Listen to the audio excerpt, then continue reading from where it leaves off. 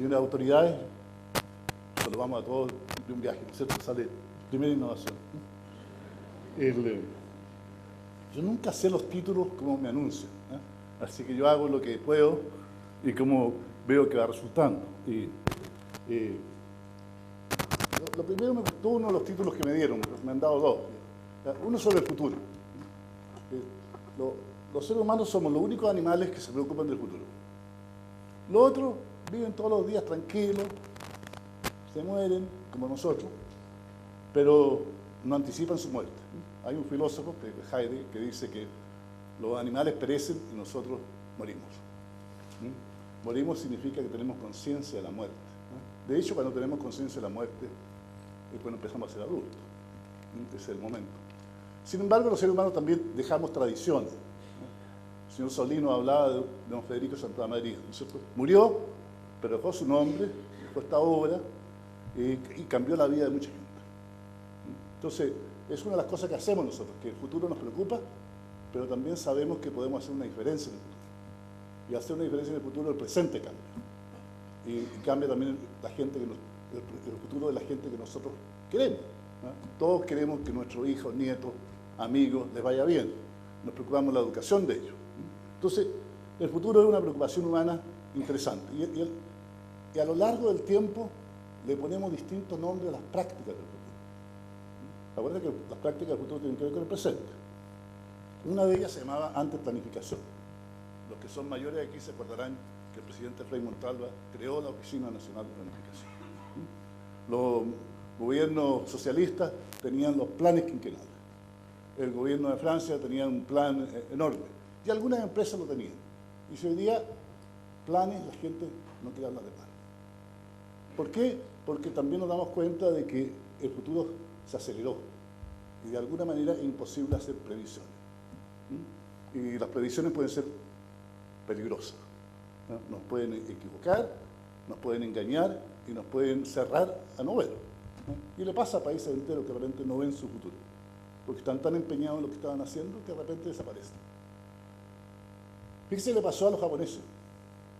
Los japoneses hicieron después de la Segunda Guerra Mundial hasta ahora un desarrollo notable.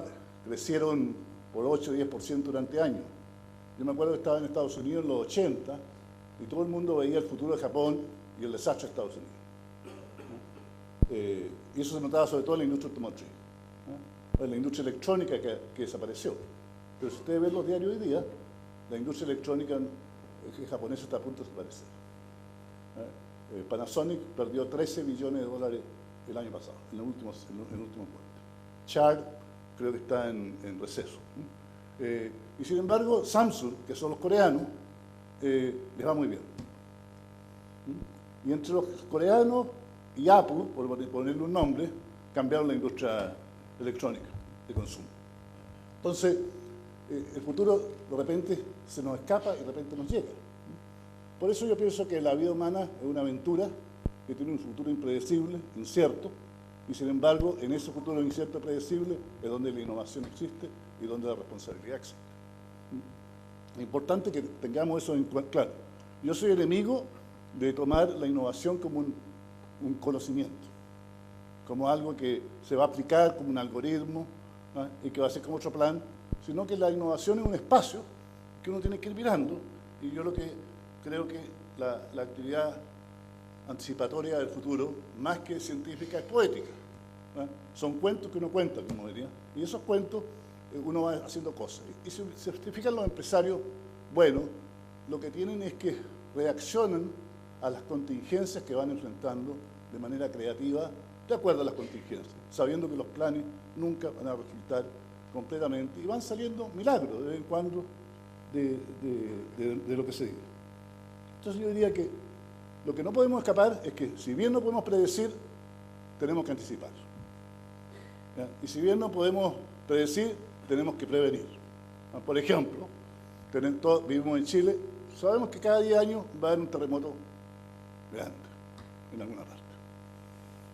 Eso hay que prevenir. Eso implica que tenemos que desarrollar una ingeniería acorde de eso, una norma de ingeniería. Cada 30 años a lo mejor va a haber un tsunami grande. que no es lo mismo que los terremotos. Y ahí son bastante más malos. Si usted ve, en Chile, en el último terremoto, tsunami, murió más gente del tsunami que del terremoto. Porque nuestra ingeniería no es mala en la sísmica, pero la ingeniería de emergencia, responder, ¿no es cierto?, al tsunami, que es distinto, es mala. Y somos bastante, no funcionaban los celulares, no funcionaba la energía eléctrica, nos caímos en la modernidad sin saber en qué nos metíamos, ¿no? Hay un ejemplo de, mientras que los japoneses, que son muy parecidos a nosotros en eso, son buenos, sin embargo también tienen problemas. Colocaron la energía atómica al lado del mar y le creó unos problemas bastante grandes. Entonces, yo diría, esta aventura humana tiene estas cosas y que están cambiando. Entonces, como a mí me pidieron que hable sobre el futuro, y ¿cómo respondemos a este futuro? Bueno, hay una cosa que uno puede hacer, y lo han dicho varias personas.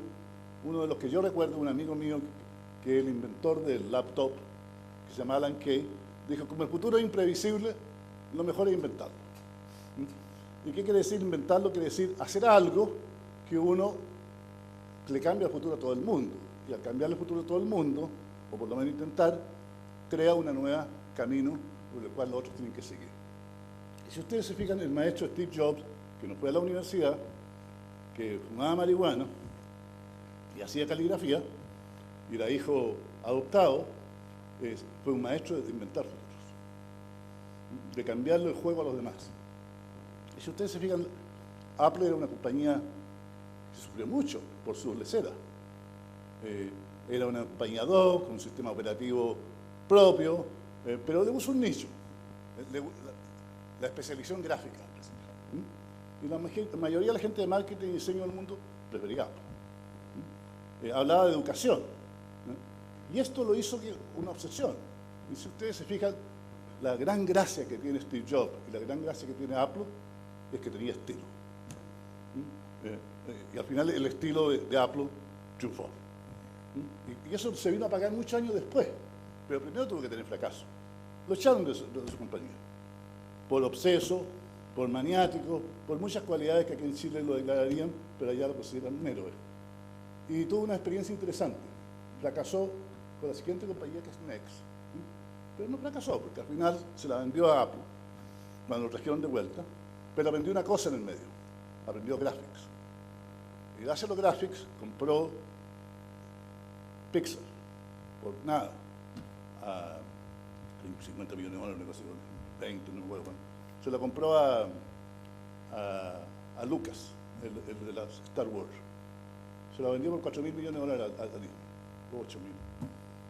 Y cambió la industria de esto. Y con eso volvió a Apple y empezó su jornada, que ustedes lo ven. Hoy día uno anda con iPhones, ¿no?, con iPad, ¿no?, los nietos usan los iPod, ¿no?, y todos son algo, ¿no?, y después estamos en iCloud, ¿no? Bueno, cambió el futuro, ¿no? Y el resto tiene que seguirlo, lo cual tampoco significa que nadie lo tiene garantizado, que es la otra gran lección, ¿no? Los éxitos que le abren a uno el camino no le garantizan a uno el futuro, ¿no? Eso tenemos que hacerlo. Y a mí me preocupa Chile, porque nosotros vivimos de prestado del éxito de los chinos, que tienen buen precio para el cobre. ¿Ya? Esa es como nuestra estructura fundamental, ¿ya? Y somos demasiado arrogantes y pensamos que la economía anda bien porque los chilenos somos estupendos y nuestros economistas son genios. No, somos gente con mucha cueva, como diría alguien. Y esa se acaba siempre, tarde o temprano. Perdone que haya dicho eso, pero es lo que sé. Entonces, las ofertas, bueno, entonces diría, lo que a mi juicio caracteriza al innovador emprendedor, y usa las dos palabras juntas, es la invención de nuevas ofertas. Y inventar nuevas ofertas debiera ser la cualidad central que un joven ingeniero o un joven profesional aprendiera. Y no la aprendemos. Estamos todavía en la era del conocimiento. El conocimiento es necesario, pero no es suficiente. Lo más importante es la coinvención del futuro con otros. Y la coinvención del futuro con otros empieza por inventar ofertas. Y para inventar ofertas se requieren ciertas cosas. Veamos 3 o 4 que pueden servir para que ustedes sigan discutiendo. La primera es ser sensible a las preocupaciones del mundo. El mundo va cambiando. Yo, por ejemplo, me ha tocado vivir más de mi vida profesional en Estados Unidos. Era inimaginable pensar que la gente aceptara lo que hoy día tenemos que hacer cuando vamos a un aeropuerto norteamericano. Sacarse los zapatos, bajarse el cinturón, no sé si a ustedes les pasa cuando van allá. Y todo el mundo lo acepta. Bueno, esa es la herencia de Al-Qaeda. Después de eso pasó. Entonces, ningún gobierno se habría atrevido a hacer eso. Pero hoy día es parte de las condiciones básicas de ser americano, que la seguridad pasó a primera prioridad y se hace de esta manera, real o no. Nadie ha dicho, se murió Bin Laden, vamos a cambiar la regla. No, la regla sigue. Cada día más. Entonces, cambian las condiciones cuando cambian las preocupaciones de la gente. Y las preocupaciones son espacios sociales. Entonces, yo diría, la primera cosa que uno tiene que hacer es sensible a las preocupaciones sociales y a los cambios que esta tiene. Véanlo ustedes aquí en Chile.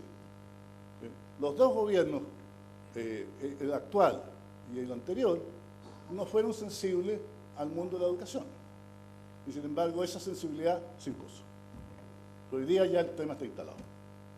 El tema está instalado de que hay algo que no hemos hecho bien en la educación, que es importante para el futuro de Chile, y que hay que seguir discutiendo y seguir haciendo cosas. Pero la insensibilidad estuvo. Si hubiéramos estado antes, habríamos tenido otras condiciones. Pero a veces pareciera que es la única manera. Entonces la sociedad tiene estos cambios y su insensibilidad. La segunda cosa es la creación de confianza. O sea, no basta tener ideas, tiene que ser confiable y creíble. Y tiene que ser seducible. Por lo tanto, los primeros clientes son los más importantes. Porque los primeros clientes son importantes, van a hablar bien de uno. Y si no hablan bien de uno, no va a haber producto más adelante. Entonces, yo diría, si usted va a tener una empresa pequeña, partan con buenos clientes. Elíjanlo, páguenle. Que hablen bien de ustedes. Esa es la primera cosa. Y que sean creíbles ellos. Entonsé, yo sé que está aquí el señor de Liguria, ¿no es cierto? Bueno, los futbolistas son unos tipos que atraen gente. Y se transformó en el lugar de la conversación de los futbolistas y de las niñas de los futbolistas, y los amigos de los futbolistas, y con eso se crea un espacio. Y después se extiende. Después a lo mejor ya los futbolistas no van, pero ¿qué importa? Ya se estableció el nombre. Entonces, tenemos, ¿no es cierto?, esa cosa. Y finalmente, uno tiene que tener una diferencia. O sea, no puede hacer una oferta cualquiera. Si no, la oferta no hace una diferencia, no es innovación. Yo diría que con esas tres categorías yo haría clases de innovación. Pero yo encuentro que aquí en Chile, con todo cariño, se habla de emprendimiento, se habla de innovación, como si todo el mundo supiera lo que está hablando y no se hacen las distinciones que se requieren para poder hablar. Si queremos enseñar, no podemos hablar esas palabras, tenemos que hacer que la gente tenga práctica innovativa. Y la práctica innovativa más fundamental son las ventas. Si uno no sabe vender, no puede innovar. De hecho, todos los innovadores, lo que hemos hecho en la vida es vender algo que todavía no tenemos, pero que podemos poner juntos, podemos armar el paquete, y sabemos que, sin embargo, lo que uno hace es la diferencia que no hace ninguno de los anteriores. Bien, yo creo que con eso tenemos ya suficiente la introducción. Entonces ahora vamos a lo que dice la charla. Dice que yo tengo que hablar de la industria del futuro. Bueno, eso es una cosa importante. Pero lo que voy a hacer es hacer unas musitaciones, insinuaciones de cosas que a mí me atraen y que creo que no se conversa lo suficiente en Chile como para que veamos qué podría pasar cuando jóvenes como los que yo veo acá, que a ellos les va a tocar hacer esto, lo vean. Hay gente que opina que la vida humana se puede extender casi infinito, o sea, eternidad. Cristóbal tiene unos amigos por ahí, ¿cómo se llaman? ¿Cómo se llaman? Singularity, que son unos ingenieros que andan en eso. Y hay de dos tipos, los que vienen más de la biología y los que vienen más de la ciencia de la computación. Hay un libro que se llama The Singularity Near, donde hablan de que la vida se podría extender a 5.000 años. ¿Ustedes se dan cuenta de lo terrible que sería eso? Si uno tuviera abuelos, bisabuelos, tatarabuelos o tataranietos, yo ya voy de bisabuelo, imagínense lo que hace tener para abajo. La propiedad cambiaría, el antagonismo de las familias cambiaría. Pasarían muchas cosas que no parecen nada muy buenas, pero esta gente cree en eso. Entonces yo me he puesto a estudiar al revés. Y si estuvieran equivocados estos gallos, y en vez de 5.000 años fueran el 10% nomás, 500, oye, sería harto grande todavía. Entonces anoche estuve comiendo, preparándome aquí para esta reunión en Santiago con un profesor de medicina de la Universidad Católica, que es mi médico, el doctor Nervi, y le pregunté, oye, le dije, ¿y cuánto tú pensáis que? No, me dijo, 500 años, no, cualquiera hacía la discusión, él y yo vamos a estar muertos cuando eso ocurra, ¿no es cierto? Que no es muy distinto. Pero él me dijo una cifra interesante, 140 años. 140 años en los próximos 30 años. O sea, vamos a pasar de vivir 70 y tanto a 140, es el doble. ¿Eh? Oye, eso cambia toda la economía, el empleo, todo. No, ya es un problema. Y después le pregunté, pero te voy a equivocar, le dije, puede ser más de 140. Sí, me puedo equivocar. Ya, quedémonos con eso. Entonces, ¿por qué yo pienso que eso puede pasar? En el gobierno George Bush, hijo, en Estados Unidos, se discutía mucho el asunto de las células madre y los embriones. Y los conservadores americanos querían poner un montón de limitaciones sobre eso, alegando temas morales. Pero ¿qué ocurrió? Que han habido desarrollo. Hace no más de 3 meses, o 4 meses será, visité el laboratorio en Santiago de Pablo Valenzuela, famoso biotecnólogo nacional, y me dijo, mira, hay un japonés que desarrollaron hace 6 años una cosa que ahora ya se extiende, que pueden hacer órganos, corazones, riñones, de la célula de la piel de una persona. Eso quiere decir que cualquier niño le sacan un poquito de piel, la dejan guardar, ¿no? Se mantiene ahí, y el día de mañana, cuando ya es adulto, uno, en vez de que le hagan un trasplante al corazón, pescan una célula de la piel y la transforman en un corazón. Eso se está haciendo, se hacen animales. ¿No? Bueno, lo interesante es que me dijo, pero hay un alemán, me dijo, que tomó, esto tenía 5 pasos, 5 reacciones químicas fundamentales que tenían que pasar con esta célula. Bueno, este lo redujo a 3, me dijo, y es más efectivo. Yo le dije, a este japonés le van a dar el premio Nobel. Ahora, normalmente la gente se demoraba como 30 años desde que hacían algo y les dan el premio Nobel. Me equivoqué. Un mes después que estuve en el laboratorio le dieron el premio Nobel a este japonés. 6 años pasaron entre la innovación y el reconocimiento. Entonces, yo creo que eso lo vamos a tener en 10 años más. O sea, en 10 años más va a haber una industria fabricadora de órganos a partir de biotecnología con células de la propia piel, con lo cual no va a tener rechazo. Y por lo tanto, aquí esta ciudad, donde fue uno de los primeros lugares donde se hizo operaciones al corazón por el exalcalde de Viña del Mar, el doctor Kaplan, va a ser desplazado como una cosa anecdótica del pasado, una cosa bárbara que se hacía, que era buscar corazones, porque va a haber cultivo. Entonces, es decir, en medio de esta fantasía de la eternidad hay cosas concretas. Y esas cosas concretas vale la pena, por lo menos, estar alerta. Y saber de que, yo no me cabe duda, que esta universidad, que es pionera en muchas cosas tecnológicas, va a tener en el futuro un departamento de ingeniería de tejidos, como existe en algunos otros lugares, ¿no? Donde se hacen este tipo de cosas. Sigamos viendo, se me cayó el papel que tenía anotado, aquí está. Otra industria del futuro que vale la pena ver, la manufactura. Si hay una tragedia que le ocurrió a Valparaíso, que a Viña del Mar, es que toda su industria manufacturera se fue, o le queda muy poco. Y una región o un país sin industria manufacturera muere en parte. ¿Y quién se llevó la manufactura en grande? Los chinos. Los chinos son la gran industria manufacturera del mundo. Yo creo que hacen como el 35% de la manufactura del mundo. En patronato la venden, pero aquí, allá la hacen. Sin embargo, nada de eso es estático. En algún momento fueron los japoneses, después fueron los taiwaneses. Ya van a ser los vietnamitas. Un día los chinos le van a tener problemas. Y estudiando yo un economista chino, que yo les recomiendo a ustedes que lean, se llama Justin Yu Fin Lee, nació en Taiwán, educado en Beijing y en Chicago.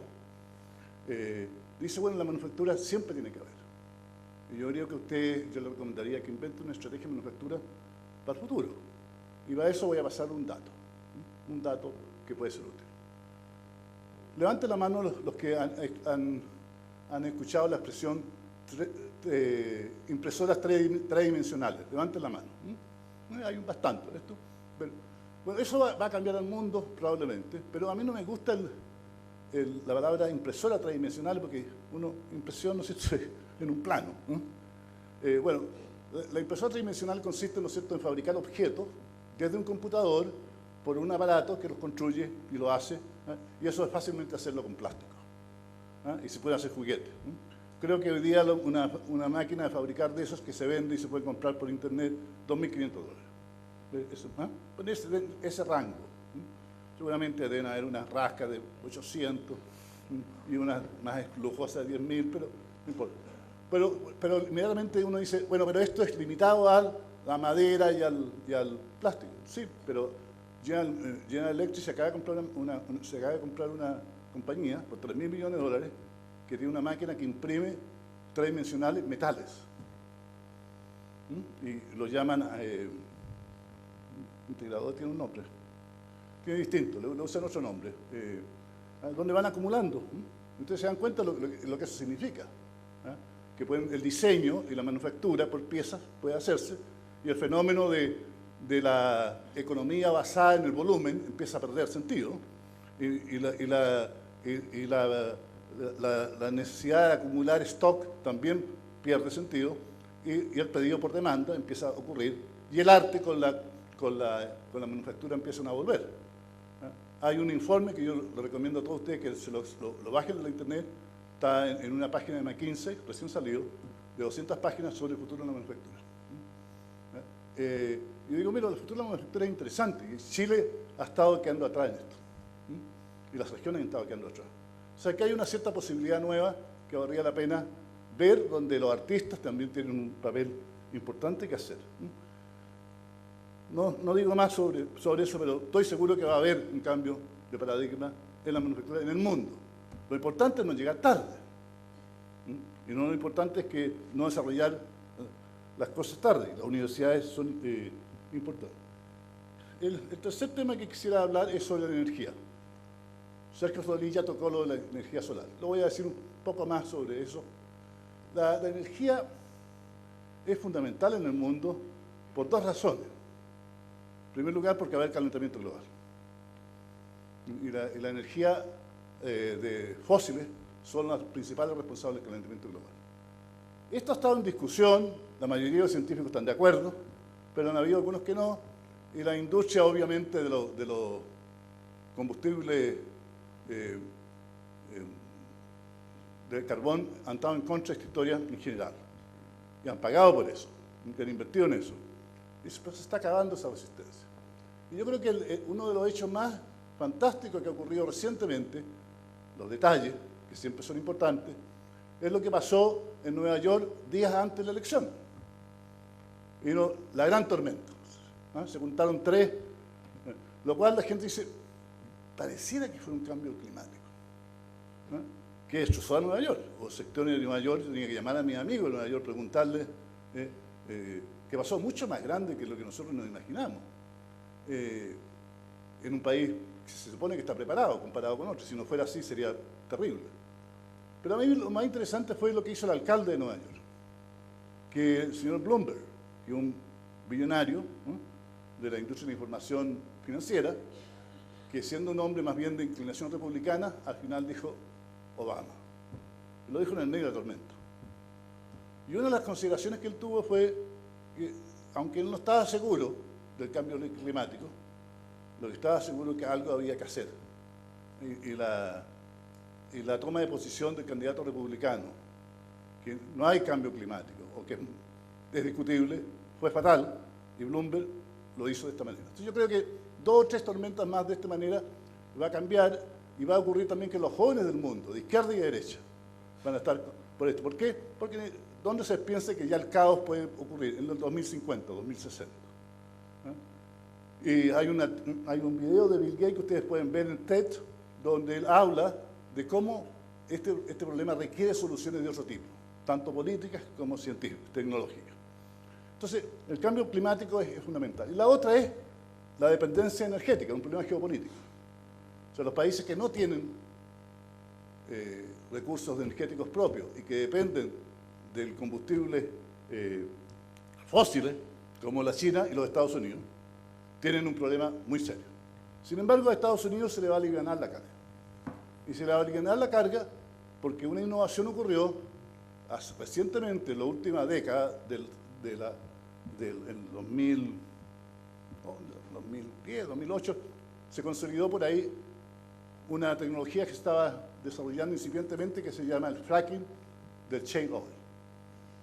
Entonces hoy día Estados Unidos empieza a tener gas barato en cantidad. Y eso lo va a tener también la China, y lo va a tener Argentina, lo va a tener México tal vez, por lo menos de lo que yo me acuerdo. Y esto le hace que a los rusos le hace perder fuerza, que son los que manejan el precio del gas en Europa y lo fijan en el resto del mundo. Y a través de eso pasan otras cosas. Para los australianos, buena noticia porque tienen gas y tienen shale oil y tienen Japón que tiene que comprarle a ellos. Y la diferencia de precio va a ser de 4 o 5 veces. Esto va a ocurrir que la industria energética, la industria manufacturera, química, petroquímica, se va a cambiar de nuevo a Estados Unidos, donde está el gas barato. Y eso le va a dar una competencia, una ventaja a Estados Unidos energética en los 10, 15 años importante. Lo digo esto porque hay que ver de que la innovación no es una sola cosa que uno hace, sino que también ocurre cuando ciertas circunstancias se dan y los empresarios están ahí con los innovadores para hacerlos pasar. Y ahí, en el caso del shale gas, habían empresarios que partieron muy chicos, hoy día son bastante grandes. Ahora, siguen habiendo problemas. Hay problemas de gente que piensa que hay problemas de polución en los acuíferos, por eso el Estado de Nueva York no la aprueba, pero el Estado de Texas y el de Filadelfia la aprueba, que es donde estamos sacando. Yo creo que se va a superar eso por mejores tecnologías, pero hay otros hechos que están ahí envueltos. Bueno, Chile, que tiene el gran problema de no tener energía, está apostando al carbón, podría pensar ver si pudiera participar de esta bonanza americana. No voy a decir más ahora, lo voy a quedarme tranquilo, pero sí quiero reiterar lo que el señor Solís ya decía, que es la energía solar. La energía solar debería ser, y lo pongo normativamente, una oportunidad para Chile tremenda. Somos el país de mejor radiación en el mundo. Por lo tanto, debería ser uno de los primeros países donde esto fuera económico hacerse. Y yo creo que estamos llegando al punto, pero no tenemos visión. Y yo lo que quiero es que soñemos un poquito. ¿Qué pasaría si olvidémonos de la energía eléctrica, el sistema interconectado central y todas esas payasas, y pensemos solamente qué sería si hubiera agua barata en el norte de Chile? Yo tengo amigos que son de Copiapó aquí, que los veo, han estado en Copiapó, han sido intendentes en Copiapó. ¿Qué pasaría si el norte de Chile, que es mucho más grande que la valle central de Chile, tuviera agua arreglo? Nos cambia la economía del país, nos cambia el país. También nos puede cambiar la injusticia del país. O pueden aparecer un montón de frescos que se quieren quedar con la tierra y venderla. Pueden pasar muchas cosas. Yo diría, estamos justo en el momento en que hay que tomar esas decisiones. O sea, hoy día, no digo que la energía solar está lista para resolver los problemas de Chile hoy día, pero está lista para en 10 años más empezar a serse tomada en serio, pero es el momento de los experimentos, es el momento de las pequeñas plantas, es el momento de tomarlo en serio y es el momento que las reglas del juego se pongan en su lugar. No estoy ni por la posición de Greenpeace, que cree que está para mañana, porque yo creo que está para pasado mañana, pero tampoco creo que hay que esperar que el mercado lo diga, porque el mercado normalmente, y esto ocurre, está hecho por seres humanos, y las empresas que son exitosas haciendo lo que saben hacer, raras veces hacen lo marginal anormal. Yo le podría dar infinitos ejemplos de compañías que no lo hicieron. ¿Por qué fracasó DEC? ¿Por qué fracasó Polaroid? ¿Por qué fracasó Kodak?